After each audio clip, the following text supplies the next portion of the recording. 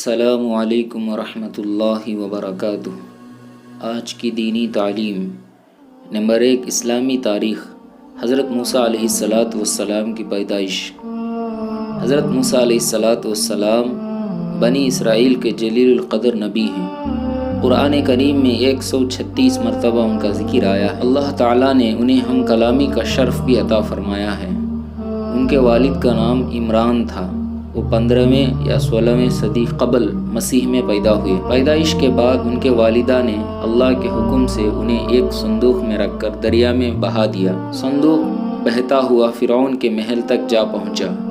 فرعون اور اس کی بیوی آسیہ نے صندوق نکلوایا۔ اللہ تعالیٰ نے اس معصوم بچے کی محبت آسیہ کے دل میں ڈال دی اور فرعون کو اس کی تربیت و پرورش کرنے اور بیٹا بنانے پر مجبور کر دیا۔ اس طرح غیبی طور پر ایک شہزادے کی طرح شاہی محل میں حضرت موسیٰ علیہ السلام کی پرورش ہوئی۔ جب وہ جوان ہوئے تو انہوں نے ایک مظلوم اسرائیلی کی مدد کرتے ہوئے فرعون کی قوم کے ایک آدمی کو گھونسا مار دیا، جس کی وجہ سے وہ مر گیا۔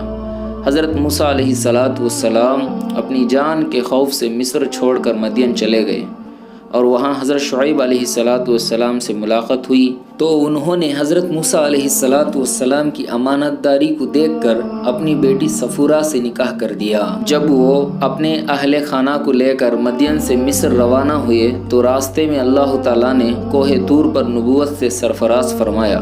پھر مصر پہنچ کر وہ بنی اسرائیل کی اصلاح اور فرعون کو دعوت حق دینے میں مشغول ہو گئے۔ نمبر 2، حضور صلی اللہ علیہ وسلم کا معجزہ۔ حضور صلی اللہ علیہ وسلم کا آگے پیچھے دیکھنا۔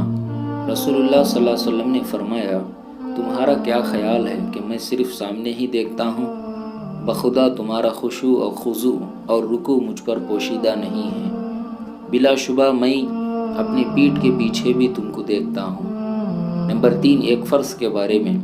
ہمیشہ سچ بولو۔ رسول اللہ صلی اللہ علیہ وسلم نے فرمایا، تم سچائی کو لازم پکڑو اور ہمیشہ سچ بولو، کیونکہ سچ بولنا نیکی کے راستے پر ڈال دیتا ہے اور نیکی جنت تک پہنچا دیتی ہے۔ نمبر 4، ایک سنت کے بارے میں۔ گھر والوں سے رخصت ہوتے وقت کی دعا۔ حضرت ابو ہریرہ رضی اللہ تعالیٰ عنہ فرماتے ہیں کہ میں تم کو وہ کلمات سکھاتا ہوں جو رسول اللہ صلی اللہ علیہ وسلم نے مجھے سکھائے ہیں۔ جب سفر کا ارادہ کر کے گھر سے نکلو تو اپنے گھر والوں کو یہ دعا دو، استودعکم اللہ الذی لا یخیب ودائعہ۔ ترجمہ، میں تمہیں اس اللہ کے حوالے کرتا ہوں جو امانت کو ضائع نہیں کرتے۔ نمبر 5، ایک اہم عمل کی فضیلت۔ قرآن شریف پڑھنے کی کوشش کرنا۔ رسول اللہ صلی اللہ علیہ وسلم نے فرمایا، جو شخص قرآن پڑھتا ہو اور اس میں اٹکتا ہو اور وہ اس کو مشکل لگتا ہو، اس کو 2 ثواب ملیں گے، ایک قرآن پڑھنے کا اور ایک قرآن میں اٹک کر پڑھنے کا۔ نمبر 6، ایک گناہ کے بارے میں۔ یتیموں کا مال مت کھاؤ۔ قرآن میں اللہ تعالیٰ فرماتے ہیں، یتیموں کے مال ان کو دیتے رہا کرو اور پاک مال کو ناپاک مال سے نہ بدلو، اور ان کا مال اپنے مالوں کے ساتھ ملا کر مت کھاؤ۔ ایسا کرنا یقیناً بہت بڑا گناہ ہے۔ نمبر 7، دنیا کے بارے میں۔ صرف دنیا کی نعمتیں مت مانگو۔ قرآن میں اللہ تعالیٰ فرماتے ہیں، جو شخص اپنے اعمال کے بدلے میں صرف دنیا کے انعام کی خواہش رکھتا ہے تو یہ اس کی نادانی ہے کہ اسے معلوم نہیں کہ اللہ تعالیٰ کے یہاں دنیا اور آخرت دونوں کا انعام موجود ہے۔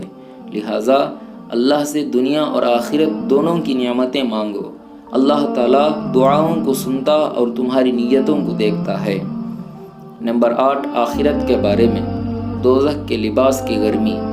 حضرت عمر فاروق رضی اللہ تعالیٰ عنہ فرماتے ہیں کہ حضرت جبرائیل علیہ السلام نے رسول اللہ صلی اللہ علیہ وسلم سے عرض کیا، مجھے اس ذات کی قسم جس نے آپ کو حق بات دے کر مبعوث فرمایا ہے، اگر دوزخ کے کپڑوں میں سے کسی کپڑے کو آسمان اور زمین کے درمیان لٹکا دیا جائے تو زمین پر رہنے والے سب جاندار گرمی سے ہلاک ہو جائیں گے۔ نمبر 9، طب نبوی سے علاج۔ پھوڑے پنسی کا علاج۔ آپ صلی اللہ علیہ وسلم کی بیویوں میں سے ایک بیوی بیان فرماتی ہے کہ ایک دن رسول اللہ صلی اللہ علیہ وسلم میرے پاس تشریف لائے اور دریافت فرمایا، کیا تمہارے پاس زریرہ ہے؟ میں نے کہا ہاں، تو آپ صلی اللہ علیہ وسلم نے اسے منگایا اور آپ کے پیر کی انگلیوں کے درمیان جو پھنسی تھی اس پر رکھ کر یہ دعا فرمائی، اللہم مطفئ الکبیری و مکبر الصغیر اطفئھا عنی۔ ترجمہ: اے بڑے کو چھوٹا اور چھوٹے کو بڑا کرنے والے اللہ، اس زخم کو ختم کر دے۔ چنانچہ وہ پھنسی اچھی ہو گئی۔ نمبر 10، نبی صلی اللہ علیہ وسلم کی نصیحت۔ رسول اللہ صلی اللہ علیہ وسلم نے فرمایا، جمعہ کا دن مسلمانوں کے لیے عید کا دن ہے، پس جو جمعہ کے لیے نکلے وہ غسل کرے، اگر اپنے پاس خوشبو ہو تو لگا لے، اور مسواک کو ہر حال میں لازم پکڑو۔ اللہ پاک سے دعا ہے کہ اللہ پاک مجھے اور آپ کو کہنے سننے سے زیادہ ان حدیثوں پہ عمل کرنے کی توفیق نصیب فرمائے، آمین۔